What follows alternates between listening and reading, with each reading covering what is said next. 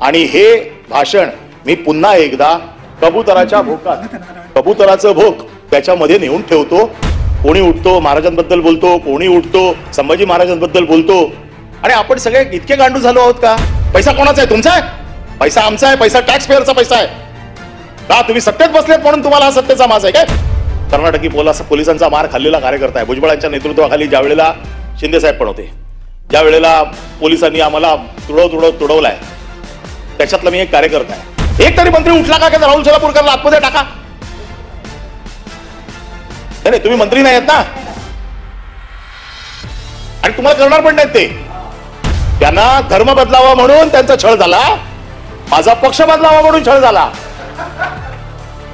ईडीची notice, ईडीची कारवाई, CBI, income tax, NIA टाकलं नाही ना. मी पण तेवढंच कडक आहे ना. सोमवारी ज्यावेळी राज्यपालांनी आपल्या सरकारचं जो रोडमॅप असतो तो साधारण अभिभाषणातनं दिसत असतो. आणि जसं आता शिवाजी गर्जे साहेबांनी सांगितलं की अभिभाषण हे आरसा असतो. नको स्पिरिट घेतो, पण ते स्पिरिट स्पिरिट स्पिरिट स्पिरिट कशात असतं. हा, तर हे अभिभाषण ज्या वेळेला मी वाचलं त्यावेळेला मी विचार करत होतो की नेमकं अरे वा, अभिभाषणामध्ये तर असं काय लिहिलेलं आहे, तर मग त्याच्यातल्या काही गोष्टी आता पुढे काय सरकार करणार आहे. म्हणून मग मी मागचं भाषण काढलं, मागच्या वर्षीचं, आणि मग सगळे मुद्दे बघितले एकमेकाशी काय कसे जोडतायत ते. आणि एक संकल्प चित्र म्हणजे व्हिज्युअलायझेशन ज्याला म्हणतात की काय असू शकतो महाराष्ट्र, म्हणजे राज्यपालांसारखा एवढा मोठा महान व्यक्तिमत्व असं खोटं तर कसं बोलू शकते, असं चुकीचं तर कसं लिहू शकते. म्हणून मी मागचं पण वाचलं आणि हे पण वाचलं, आणि एक संकल्प चित्र माझ्या डोळ्यासमोर उभं राहिलं की कसा महाराष्ट्र मागच्या वेळेला त्यांनी सांगितला की माझा ह्या वर्षामध्ये महाराष्ट्र कसा होणार आहे आणि ह्या वर्षात महाराष्ट्र कसा असेल, महाराष्ट्राची अस्मिता कशी जपली जाईल, आणि महाराष्ट्राची अस्मिता जपताना काय काय आम्ही काळजी घेऊ, महाराष्ट्राचा विकास कसा करू, या सगळ्या गोष्टी मागच्या राज्यपालांच्या अभिभाषणात होत्या, या अभिभाषणात पण आहेत. आणि म्हणून मग ते संकल्प चित्र बघत असताना मला असं वाटलं, अरे या अभिभाषणावरती आपण आनंद व्यक्त केला पाहिजे. एवढं थोर व्यक्तिमत्व ज्या वेळेला एखादी गोष्ट सांगतं याचा अर्थ ती खरी असेल.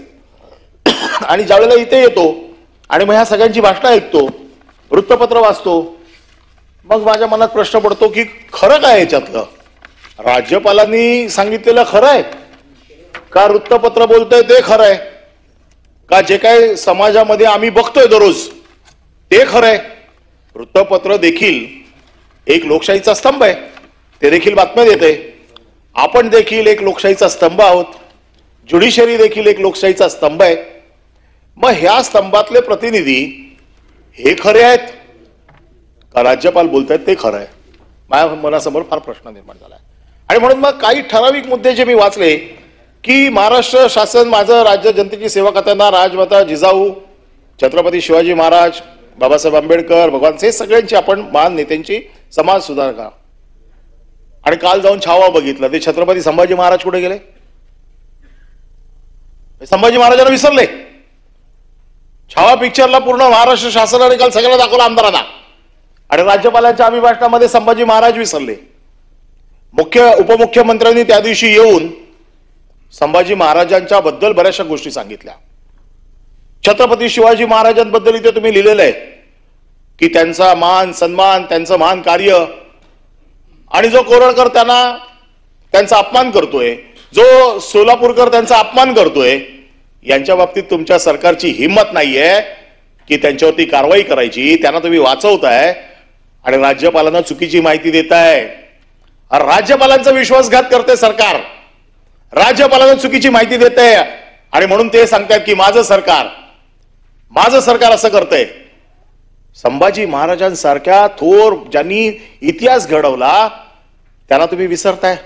आणि परवाच्या दिवशी सांगितलं की संभाजी महाराज असे होते, संभाजी महाराज तसे होते, संभाजी महाराजांचे हाल केले, संभाजी महाराजांचे डोळे काढले, त्याला सांगितलं धर्म बदला नाही तर तुमचे डोळे काढून टाकू, त्यांचे हात छाटले, त्यांचे पाय छाटले.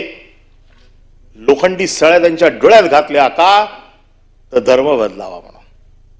आणि त्या संभाजी महाराजांनी शेवटपर्यंत धर्म बदलला नाही.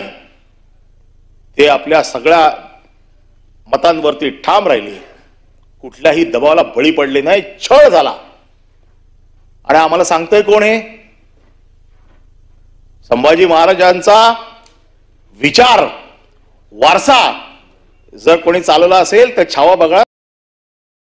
त्यांना धर्म बदलावा म्हणून त्यांचा छळ झाला, माझा पक्ष बदलावा म्हणून छळ झाला.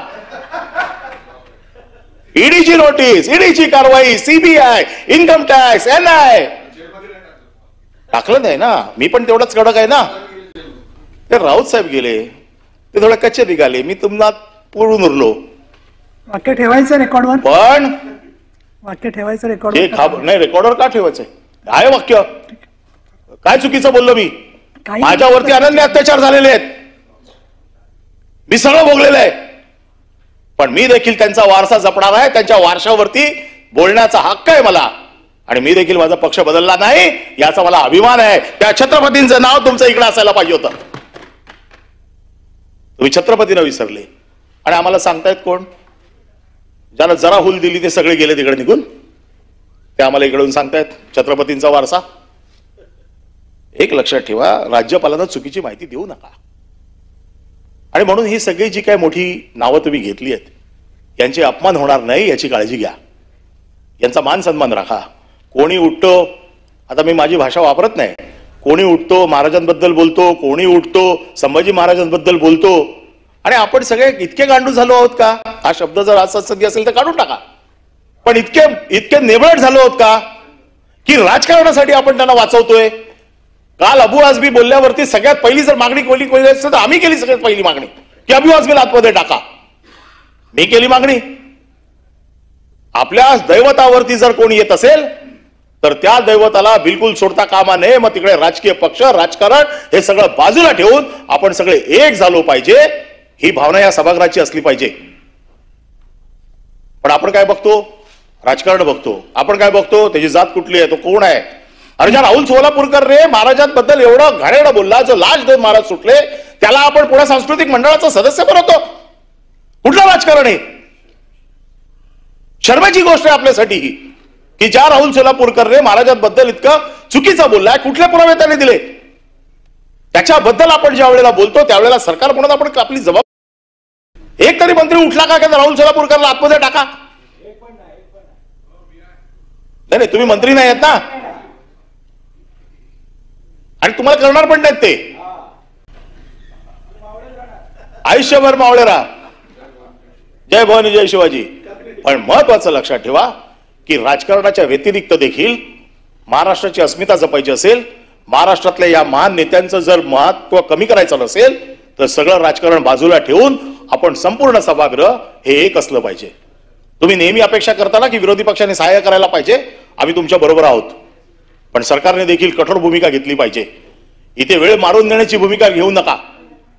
कोरटकरला जामीन झाला, अपील का नाही केलं? आजपर्यंत अपील केलेलं नाहीये. आणि सरकार जर उभं राहिलं असतं तर 100% कोरटकरला आतमध्ये टाकू शकलं असतं. कोरटकरला वाचवण्यामध्ये काय इंटरेस्ट आहे? आपण म्हणता तो चिल्लर आहे. अरे तो चिल्लर आहे, त्याची हिंमत कशी झाली? चिल्लर असताना त्याची हिंमत कशी होते महाराजांबद्दल बोलायची? त्याला बिलकुल कुठल्या पद्धतीने त्याला माफ करता कामा नये. म्हणून या महाराजांबद्दल बोलताना आपल्याला ह्या सगळ्या सभागृहाला एकत्र असलं पाहिजे अशी माझी भावना आहे. नंतरचा आपला मुद्दा आहे महाराष्ट्र कर्नाटक सीमावाद. हा तर गेले कित्येक वर्षाचा प्रश्न आपला पडलेला आहे. मी देखील याच्यात भरडलेला एक कार्यकर्ता आहे. कर्नाटकी पोलिसांचा मार खाल्लेला कार्यकर्ता आहे. भुजबळांच्या नेतृत्वाखाली ज्या वेळेला शिंदे साहेब पण होते, ज्या वेळेला पोलिसांनी आम्हाला तुडवलाय, त्याच्यातला मी एक कार्यकर्ता आहे. परंतु हे संकल्पचित्र जे बघतोय, या संकल्पचित्रामध्ये काय बघतोय की महाराष्ट्र सरकारचं दिल्ली दरबारी एवढं वजन आहे की कर्नाटकला केंद्र सरकारने झोडपून काढलाय. आणि बेळगावचा मराठी माणूस ताठ मानेने चालत चाललाय आणि कर्नाटकी पोलीस त्याला सॅल्यूट मारतोय.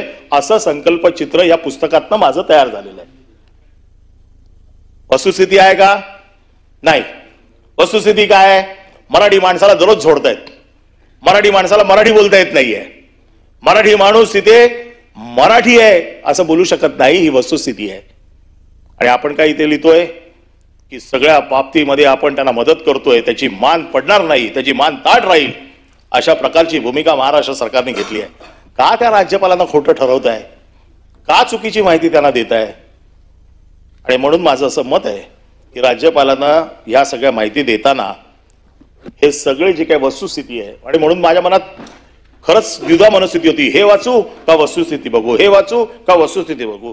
तिसरा मुद्दा ज्या वेळेला आला की एवढं मोठं औद्योगिक धोरण महाराष्ट्राचं आहे आणि 2025 मध्ये स्वित्झर्लंडला दावोस येथे झालेल्या जागतिक आर्थिक परिषदेमध्ये 63 राष्ट्रीय आंतरराष्ट्रीय कंपन्यांशी सुमारे 15,72,000 इतक्या गुंतवणुकीचे सामंजस्य करार झाले. आता अभिजितने सगळं वाचलं, मी काय त्याच्यात जात नाही, पण हे वाचल्याच्या नंतर माझं मत असं झालं, एवढे पैसे आलेत महाराष्ट्रात, एवढी गुंतवणूक महाराष्ट्रात आली आहे, एवढ्या नोकऱ्या महाराष्ट्रात आल्या आहेत, एवढे धंदे महाराष्ट्रात आले आहेत, आता महाराष्ट्रात बेकार कोण राहणार आहे? कोणच राहणार नाही. सगळ्यांना नोकऱ्या, सगळ्यांना काम, सगळीकडे पैसेच पैसे, सगळ्या फॅक्टऱ्या, आणि आपण जमीन मागितली किती? 10,000 एकर. अरे एवढे पैसे येत आहेत, फक्त 10,000 एकर मागताय? अरे कमीत कमी 1,00,000 एकर तर मागा, कारण एवढ्या पैशाची गुंतवणूक, एवढ्या फॅक्टऱ्या, एवढं सगळं येणार आहे, आणि जमीन मागताय किती? 10,000 एकर. अरे का फसवत आहे त्या राज्यपालांना? कमीत कमी ते तर गणित जुळवा की एवढे पैसे आले तर किती उद्योग येणार आहेत, एवढ्या उद्योगासाठी किती जमीन लागणार आहे, हे तर गणित मांडा. काय ठोकळे बंद सरळ सरळ तुम्ही देताय. मी संकल्प चित्र बघतोय, संकल्प चित्रामध्ये एवढी गुंतवणूक, 15,72,000 कोटीची गुंतवणूक प्रदेशातनं येणार आहे, आंतरराष्ट्रीय देशात येणार आहे. कोणीतरी मगाशी सांगत होतं की देशातले उद्योग इकडचेच तिकडे. अरे ज्याचं साधं गोष्ट आहे, ज्याचं रजिस्टर्ड ऑफिस मुंबईत आहे किंवा महाराष्ट्रात आहे, त्याचे जगभरात कुठेही धंदे असू देत, त्याला महाराष्ट्रातलाच पकडला जातो. रिलायन्स आज एवढी मोठी कंपनी आहे, कॉर्पोरेट टॅक्स आणि त्याचे सगळे जे टॅक्सेस आहेत हे महाराष्ट्र सरकारला मिळत आहेत. जेवढ्या मोठ्या कंपन्या आहेत, का महाराष्ट्र आज औद्योगिक क्षेत्रात उभा आहे?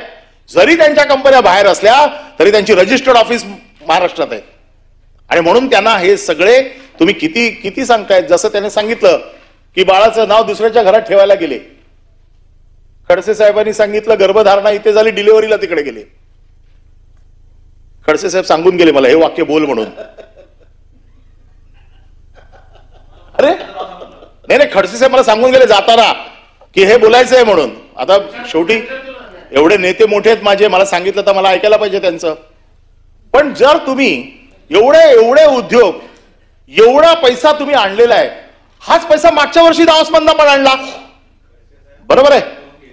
मागच्या वर्षात दावोसमधनं किती पैसे आणले?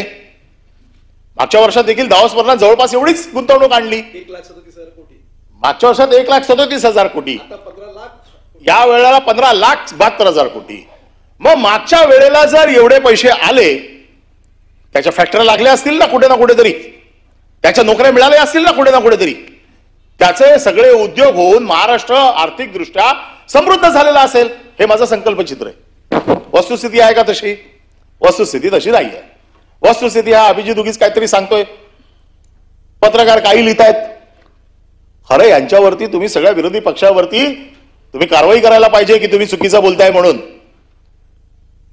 एवढा मोठा महाराष्ट्राचा कारभार, एवढे हजारो करोड रुपये येत आहेत महाराष्ट्रात, आणि तरी महाराष्ट्रामध्ये दारिद्र्य आहे, महाराष्ट्रामध्ये बेरोजगारी आहे, महाराष्ट्रामध्ये लोकांना काम नाही आहे. हे काय चाललंय? का राज्यपालांना फसवत आहे? दरवर्षी फसवत आहे. मागच्या वर्षीचे देखील आकडे मी बघितलेत जे माझ्याकडे आता इथे आहेत.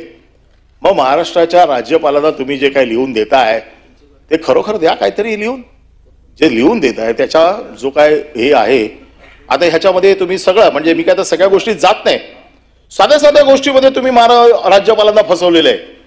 आता एवढ्या सगळ्या कोटीची गुंतवणूक मागच्या वर्षी आलेली आहे, या वर्षी तुम्ही परत सांगताय आम्ही गुंतवणूक आणणार आहे. मग मागच्या वर्षीची गुंतवणूक गेली कुठे? आणि मागच्या वर्षी तुम्ही म्हटलेलं आहे की एवढ्या 1,000 लोकांना नोकऱ्या लागतायत, मग या वर्षी बेकारी का राहिली आहे? या वर्षीची बेकारी, या वर्षी औद्योगिक विकास मंडळातर्फे 3,500 इतके औद्योगिक भूखंड वितरित करण्याचा निर्णय घेतलेला आहे. मागच्या वर्षीची जी काय गुंतवणूक आलेली आहे त्याचं जर कॅल्क्युलेशन केलं तर 3,500 एकर मध्ये काय होतंय, या वर्षीची परत 15 लाख कोटीची गुंतवणूक, मग परत पुढच्या भूखंडांचं काय होणार आहे? कुठेतरी खरं बोला, कुठेतरी वस्तुस्थिती मांडा.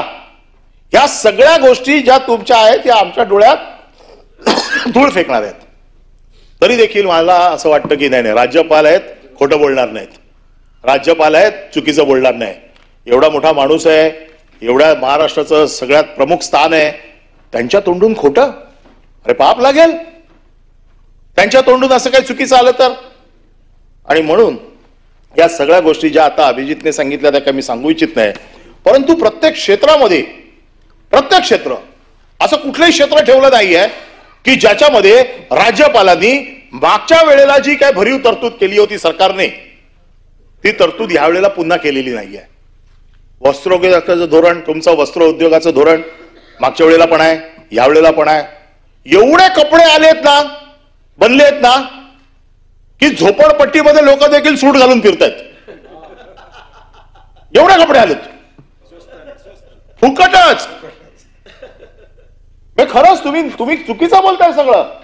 कारण मागच्या वर्षीचं तुमचं वस्त्रोद्योग धोरण मी बघितलं, किती कपडे तुम्ही टेक्सटाईल पार्क बनवले अमरावतीला, हजारो कोटी मीटरचा कपडा बाहेर पडलाय त्याच्यातनं, तरी देखील माणसं उघडी नागडी का फिरतायत? तुम्ही चुकीचं काहीतरी राज्यपालांना सांगता. एक तर राज्यपाल चुकीचे आहेत का आम्ही चुकीचे आहोत?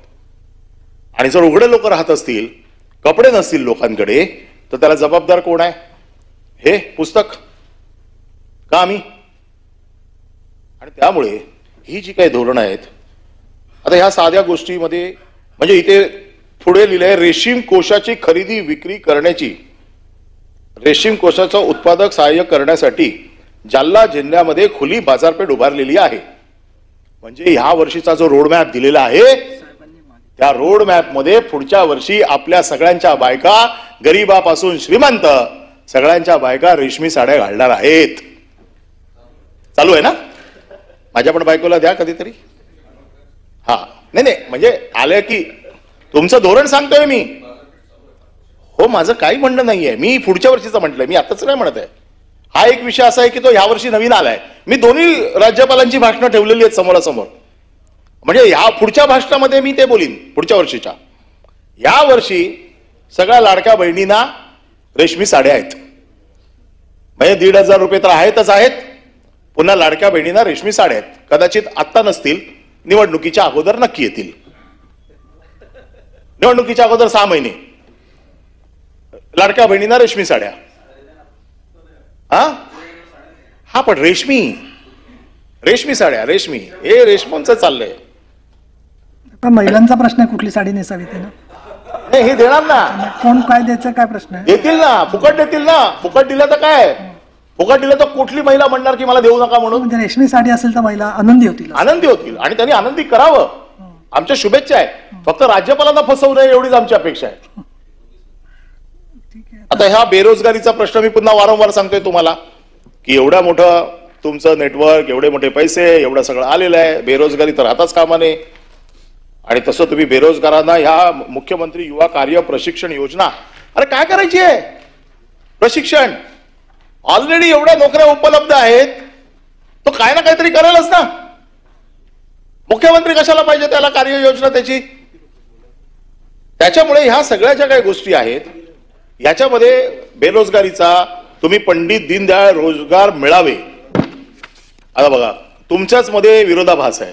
एका बाजूला सांगतायत एवढे कारखाने लागलेत, एवढ्या फॅक्टरी आल्या आहेत, एवढे उद्योग आले आहेत, एवढे पैसे आले आहेत, आणि तुम्ही बेरोजगार मेळाव्यांचं आयोजन करताय. आता बेरोजगार कसे राहतील हो? एवढे पैसे आल्यावरती, एवढे उद्योग आल्यावरती, आणि वरती तुम्ही बेरोजगारांचे मेळावे भरवताय. आम्हाला परत परत दया येते त्या राज्यपालांची. ते बिचारे येऊन भाषण करून गेले, मागचे येऊन भाषण करून गेले, तुम्ही दिलं तर ते वाचतात, त्यांचं नाव खराब होत आहे ना. आणि त्यामुळे बेरोजगारांचे मेळावे कशासाठी? जर तुमच्याकडे उद्योग आहे, तुमच्याकडे नोकऱ्या आहेत, तुमच्याकडे पैसे आहेत, तुम्हाला लोक पैसे देत आहेत, महाराष्ट्र सुजलाम सुफलाम झालेला आहे संकल्प चित्रामध्ये, मग बेरोजगारांचे मेळावे कशासाठी घेताय? म्हणजे एकाच पुस्तकात तुम्ही दोन विरोधाभासाच्या गोष्टी या तुम्ही राज्यपालांच्या तोंडी घालताय आणि वरती म्हणताय की माझं शासन गतिमान सुशासन ध्येय साधण्यासाठी त्रिसूत्री कार्यक्रम राबवत आहे. त्रिसूत्री आहे, नक्कीच सूत्र आहे. तिघांची 3 सूत्र आहेत. एकमेकाची सूत्र एकमेकात अडकलेली आहेत. एक फाईल पाठवतो, दुसरा रिजेक्ट करतो, तिसरा त्यावरती कॅन्सल. 3 सूत्री चाललाय कार्यक्रम सध्या. आम्ही तर दररोज बघतोय, दररोज पेपरमध्ये येतंय या टेंडरला स्थगिती, त्या टेंडरला स्थगिती, याची चौकशी, ह्याला बाजूला केला, त्याला बाजूला केला, तो भ्रष्टाचारी आहे. आणि तुमचं शासन इतकं गतिमान आहे की मला तर भीतीच वाटायला लागले की अजून जास्त जोरात पळालं तर कदाचित घसरून पडेल की काय. इतकं गतिमान शासन आहे. आणि जर एवढं शासन गतिमान आहे तर मग त्याला पुन्हा पुनर्रचनेची प्रक्रिया करण्याचं काम चालू आहे. आता एवढं गतिमान शासन आहे, त्याला पुनर्रचना कशाला करायची आहे? कारण चांगलं चाललंय ना, काय वाईट चाललंय? मग कशाला पुनर्रचना करताय? आणि जे काम करायचं नाहीये ते करताय तुम्ही. आणि म्हणून मला असं पुन्हा पुन्हा सांगावं असं वाटतंय की राज्यपालांना फसवताय तुम्ही. इकडे तुम्ही खाली म्हणताय की कर्मयोगी भारत कार्यक्रम अंतर्गत कर्मचाऱ्यांची नोंदणी, 5 लाख कर्मचाऱ्यांची नोंदणी प्रक्रिया सुरू आहे. कर्मचाऱ्यांना प्रशिक्षण, सेवा कर्मी पुरस्कार, सगळं चांगलं चाललंय. आणि त्याच्यानंतर तुम्ही म्हणताय की नागपूर गोवा शक्तीपीठ दुर्गती महामार्गाचे काम चालू आहे. का? द्रुत गती. माझं मराठी तुमच्याकडे चांगलं नाहीये, सॉरी. नाही, वकील आहे पण इंग्लिशमध्ये शिकलो ना. चष्मा लावायला पाहिजे होता, चष्मा. आणि याच्यामध्ये की एवढी धार्मिक क्षेत्र तीर्थस्थळ जोडण्याचं काम चालू आहे. अतिशय चांगलं काम आहे. मागच्या मुख्यमंत्र्यांनी ती योजना जाहीर केली होती ज्येष्ठ नागरिकांना तीर्थस्थळी घेऊन जाण्याची. आणि सगळे सध्या सिटीजन ज्यांचा धर्मावरती विश्वास आहे, सगळे कुठे आळंदीला आहेत, कुठे कोल्हापूरला आहेत, कुठे तुळजापूरला आहेत, सगळे आनंदात फिरतायत, कुंभमेळ्याला गेले आहेत. हे सगळं सरकारमुळे आहे. कुठल्याही माणसाने स्वतःच्या खिशातनं पैसे काढून आपल्या आई बापाला तीर्थस्थानी नेलेलं नाही. हे सगळं केलं कोणी? सरकारने. तीर्थस्थळाला म्हणजे सरकार श्रावण बाळ आहे, मान्य आहे मला. आता तर मला असं कळलंय की एवढी सगळी ताकद आणि एवढी सगळी काळजी तुम्ही सिनियर सिटीजनची करताय. मला वाटतं एखादी योजना पुढच्या ह्याच्यात येईल की सगळ्यांसाठी हेलिकॉप्टरची व्यवस्था करावी लागेल. बिचारे वयोवृद्ध आहेत, गाड्याने प्रवास करताना हाडं खिळखिळ होतात, त्रास होतो. आणि सगळ्यांना तुम्हीच घेऊन जाताय. आमच्या आई बापांना पण तुम्हीच नेताय. आम्ही नेतच नाही. आम्ही सगळी नालायक मुलं आहोत आई बापांची की सरकारने योजना केली आहे, त्या योजनामध्येच आमचे आई वडील धार्मिक स्थळं बघतायत. श्रावण बाळ आहे ना. हा, रावण बाळ आहे. आम्ही रावण बाळ असू कदाचित, पण श्रावण बाळ म्हणून आमच्या आई वडिलांची देखील तेच सांगतो. ठीक आहे. नाही, आम्ही तुमच्या सरकारचं, मी चांगलं वाईट कुठे बोलतोय? मी म्हटलं आमच्या आई वडिलांची देखील काळजी तुम्हीच घेतलेली आहे. आणि त्यामुळे हेलिकॉप्टरने त्यांना घेऊन जा अशी मी मागणी करतोय या सरकारकडे. आणि ती तुम्ही पूर्ण करणार. कदाचित कराल की नाही मला माहित नाही, पण राज्यपालांना पुढच्या भाषणामध्ये तुम्ही हे बोलायला लावणार. त्याच्यामुळे हा जो काय राज्यभरातील रस्त्याचा टिकाऊपणा, 1600 कोटीची टेंडर काढली मुंबई महानगरपालिकेची. फक्त भ्रष्टाचार किती झाला तो फक्त मध्ये सांगा जरा. 0. पण टेंडर कॅन्सल का केली? जर टेंडर बरोबर होती तर कॅन्सल का केली? स्टे का दिला? अरे आपण थोडेसे अजून थोडी माहिती घ्या, कारण आम्ही पण हे जे बोलतोय ते पूर्ण 2-2 दिवस अभ्यास करूनच येतो याचा. ज्या 1600 कोटीची टेंडर काढली, जे रस्ते निकषात बसत नव्हते ते रस्ते देखील त्या निकषात बसवण्यात आले. निवडणूक निधी हा या सगळ्या टेंडर मधना जमा झालेला आहे. 100 कोटीची कामं दिली प्रत्येक मतदारसंघात विधानसभेच्या. ह्या 100 कोटीची कामं होऊ शकतात? किती दिवसात? 2 महिन्यात मोबिलायझेशन फंड दिला, त्या आमदाराला पैसे टक्केवारी द्यायला सांगितली. आज सगळी कामं अडकून पडलेली आहेत. आजच खालच्या सभागृहात हा विषय झालेला आहे. माझ्याकडे अंधेरीला जे रस्ते प्रायव्हेट आहेत, जे महानगरपालिका करत नाहीत, ते देखील रस्ते खाणून ठेवलेत. कॉन्ट्रॅक्टर पैसे देऊन गेला आपल्या माणसाला. निवडणूक निधीसाठी ही सगळी टेंडर काढली. आम्हाला काही समजत नाही का? आम्ही पण राजकारणात खूप वर्ष आहोत ना. अरे पण तुम्ही करा ना भ्रष्टाचार, पण राज्यपालांना कशाला खोटं बोलायला लावताय? तुमचा बाप त्यांच्या डोक्यावर का मारताय? तो बिचारा साधा माणूस येऊन तुम्ही जे लिहून देताय ते बोलून जातोय.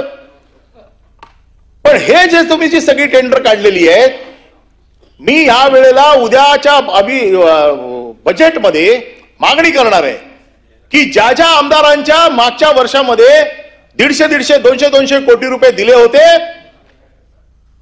परत या बजेटमध्ये त्याला पैसे देणार डीपीटीसी मधनं. माझ्याकडनं युडीच्या खात्यामधनं 100 कोटी रुपये आलेले आहेत प्रत्येक विधानसभेत. मुंबईमध्ये 16 विधानसभांमध्ये जिथे भारतीय जनता पक्षाचे आणि शिंदेचे आमदार आहेत, तिथे 150 कोटी रुपये आले. पैसा कोणाचा आहे? तुमचा आहे? पैसा आमचा आहे? पैसा टॅक्स पेअरचा पैसा आहे का? तुम्ही सत्तेत बसलेत म्हणून तुम्हाला हा सत्तेचा माज आहे काय की तुम्हाला वाटेल तसे पैशाची खिलाफत करणार? आणि जो माणूस बिचारा गरीब आपला टॅक्स भरतो, त्या टॅक्स वरती तुम्ही फक्त ट्रस्टी आहात, पण तुम्ही मालक असल्यासारखे वागताय आणि तुम्ही हवे तसे पैसे उधळताय, त्याच्यातनं कमिशन खाताय आणि त्या कमिशनवरती निवडणुका जिंकताय. आणि म्हणून तुम्हाला जे काही पाप करायचंय ते करा, पण त्या राज्यपालांच्या डोक्यावर मारू नका. आता ईव्ही पॉलिसी झालं, माझं संपत आलं. ईव्ही पॉलिसी जी तुम्ही केलेली आहे, तुम्ही सौर ऊर्जेची पॉलिसी केलेली आहे.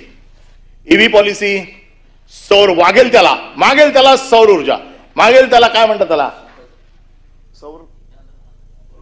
सोलर. ही तुमची गोष्ट आहे. मी त्या दिवशी दुकानात गेलो, अरे मागेल त्याला आहे ना, देतोस काय मला? तुला चलपट. नाही, मी गावाकडे शेती करतो ना, एवढं तर थोडं तर मला पण कळतं ना. साहेब तुम्ही बोललेलं मी बोललो ना कशी. तुम्ही आदेश केला होता ते गर्भधारणेचा. गावात शेती आहे ना माझ्या, हेलिकॉप्टरने जात नाही मी, गरीब शेतकरी आहे. पण मागेल त्याला सोलर तुम्ही देणार. सगळं ऊर्जेचं सगळं तुम्ही इतकं परफेक्ट काम केलेलं आहे की ह्या महाराष्ट्रामध्ये ऊर्जा किंवा इलेक्ट्रिसिटीची बिलकुल शॉर्टेज नाहीये. तुम्ही सप्लिमेंटरी बजेट काढा. सप्लिमेंटरी बजेटमध्ये यावेळेला पैसे कसले दिलेत? तुम्ही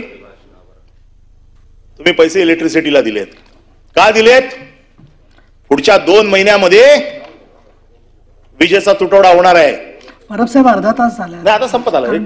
फक्त 5 सदस्य बोलायचे. पुढच्या काही दिवसामध्ये 10,000 मेगावॅट वीज लागणार आहे. तुम्ही ईव्ही पॉलिसी करताय, तुम्ही सौर ऊर्जा करताय, तुम्ही सगळं करताय. हे वाचल्यावरती असं वाटतंय की आपला देश किंवा आपला महाराष्ट्र इलेक्ट्रिसिटीमध्ये एवढा पुढे गेलाय की आपली वीज आपण बाकीच्या सगळ्या राज्यांना विकू. पुस्तक वाचल्यावर तर असंच वाटतंय. वस्तुस्थिती काय? पुढच्या मे महिन्यामध्ये लोडशेडिंग आहे. आता तुम्ही बजेटमध्ये पैसे देताय. इलेक्ट्रिक खातं किती डेप्रिशिएट आहे, बिलाचे पैसे किती बाकी आहेत, या सगळ्यावरती आम्ही बजेटमध्ये बोलू. पण आता तुम्हाला एवढंच सांगतोय, हे जे काही शॉक देताय ना महाराष्ट्राला, ते शॉक तुम्ही काय ते द्या, त्या राज्यपालांच्या तोंडी घालू नका. आणि म्हणून मी खरं म्हणजे बऱ्याचशा गोष्टी आहेत ज्याच्यावर अजून बोलू शकतो. किसान क्रेडिट कार्ड आहे, ज्या क्रेडिट कार्डचा उपयोग, हे पुस्तक वाचल्यावरती तर मला असं वाटतंय की क्रेडिट कार्ड म्हणजे किसानाच्या हातात क्रेडिट कार्ड म्हणजे जसं आपले उद्योगपती क्रेडिट कार्ड वापरतात तसं तो किसान क्रेडिट कार्ड वापरत असेल, असं माझं मध्ये पुस्तक वाचून झालंय. आहे का वस्तुस्थिती? मला एवढं तर क्रेडिट कार्डच्या बाबतीत, किसान क्रेडिट कार्डच्या बाबतीत माहित नाही. हेमंतजी सांगू शकतात जास्त. पण तसं आहे का? क्रेडिट कार्ड त्याला मिळालं म्हणजे त्याला सगळे अधिकार मिळाले? तर ह्या सगळ्या ज्या गोष्टी आहेत, ह्या सगळ्या राज्यपालाच्या तोंडी तुम्ही घातलेल्या आहेत. म्हणजे खरं म्हणजे महाराष्ट्र सरकारचं पाप, महाराष्ट्र सरकारचा रोडमॅप असतो राज्यपालाचं अभिभाषण, तर त्याला राज्यपालांना तुम्ही चुकीच्या, फसव्या, खोट्या रस्त्यावरती घेऊन जाताय. त्याच्या समोर चुकीचा आरसा तुम्ही पकडताय, चुकीचं सगळं मार्गदर्शन करताय. आणि म्हणून हे राज्यपालांच्या अभिभाषणावरती मी खेद व्यक्त करतो आणि हे भाषण मी पुन्हा एकदा कबुतराच्या भोकात म्हणजे पिजन होल कबुतराचं भोक म्हणजे पिजन होल त्याच्यामध्ये नेऊन ठेवतो आणि मी खेद व्यक्त करतो. याच्यानंतर सत्यजित तांबे सभागृहात नाही आहेत, राजहंस सिंह सभागृहात नाही आहेत. हो काय थांबा जरा, नाही ऐका पूर्ण ऐका. थांबा जरा थांबा. धीरज लिंगाडे सभागृहात. अभिनेता विकी कौशल याचा छावा चित्रपट सध्या बऱ्याच चर्चेत आहे. छत्रपती संभाजी महाराजांच्या आयुष्यावर आधारित असलेला हा चित्रपटाने बॉक्स ऑफिसवर बरीच कमाई केली आहे. मात्र आता या चित्रपटाचा संदर्भ देत राज्यातील शिवसेना उद्धव ठाकरे गटाचे नेते अनिल परब यांनी केलेल्या एका विधानामुळे नवा वाद पेटण्याची चिन्हे आहेत. छत्रपती संभाजी महाराजांनी धर्म बदलावा म्हणून त्यांचा छळ झाला आणि पक्ष बदलावा म्हणून माझाही छळ झाला असं विधान करत अनिल परब यांनी आरोप केल्याने मोठी खळबळ माजली आहे. तर हे विधान करत त्यांनी स्वतःची छत्रपती संभाजी महाराजांसोबत तुलना केली. पण त्यांच्या या विधानामुळे आता राज्यभरात संतापाचं वातावरण निर्माण झालं असून नव्या वादाची ठेणगी पेटण्याची शक्यता आता आहे. अनिल परब यांनी स्वतःची तुलना छत्रपती संभाजी महाराजांशी केल्याने आता त्यांच्यावर जोरदार टीका केली जाते. भाजपनेही त्यांचा या विधानावर आक्रमक भूमिका घेतली असून ते अनिल परब यांच्या विरोधात आता आंदोलन करणार असल्याची माहिती आली आहे. राज्याचे अर्थसंकल्पीय अधिवेशन सध्या सुरू असून अनेक मुद्द्यांवरून वाद सुरू असल्याचं चित्र दिसत आहे. काल राज्यपालांच्या अभिभाषणावरील चर्चेदरम्यान अनिल परब बोलत होते. मात्र त्यावेळी अनिल परब यांनी छत्रपती संभाजी महाराजांचा उल्लेख केला तेव्हा त्यांनी हे वक्तव्य केलं. संभाजी महाराजांचा विचार वारसा कोणी चालवला असेल तर छावा बघा आणि मला पण बघा. धर्म बदलावा म्हणून त्यांचा छळ झाला आणि माझा पक्ष बदलावा म्हणून त्यांनी मला छळ केला असा आरोप अनिल परब यांनी केला. ईडीची नोटीस, ईडीची कारवाई, सीबीआय, इन्कम टॅक्स चांगलंच आहे ना. मीही तेवढा कडकच आहे ना. ते राऊत साहेब थोडे कच्चे निघाले. मी तुम्हाला पुरून उरलो. माझ्यावरती अन्याय अत्याचार झाले आहेत. मी सगळं भोगलेलं आहे. पण मी देखील त्यांचा वारसा जपणार आहे. त्यांच्या या वारशावरती बोलण्याचा मला हक्क आहे. मी पक्ष बदललेला नाहीये याचा मला अभिमान वाटतो. जे पक्ष बदलून गेले ते आता आम्हाला छत्रपती संभाजी महाराजांचा वारसा सांगत आहे अशी टीका अनिल परब यांनी केली. मात्र अनिल परब यांनी स्वतःची छत्रपती संभाजी महाराजांबद्दल तुलना केल्याने त्यांच्यावर टीका केली जात आहे आणि भाजपकडून त्यांच्या विरोधात आता आंदोलनाची तयारी केली जात आहे. यावर तुम्हाला काय वाटतं? तुमचं मत कमेंट बॉक्समध्ये लिहायला अजिबात विसरू नका. व्हिडिओ आवडला असेल तर जास्तीत जास्त शेअर करा आणि आतापर्यंत मराठी जनता आपण आपल्या या चॅनलला सबस्क्राईब जर केलेलं नसेल तर चॅनलला सबस्क्राईब करा.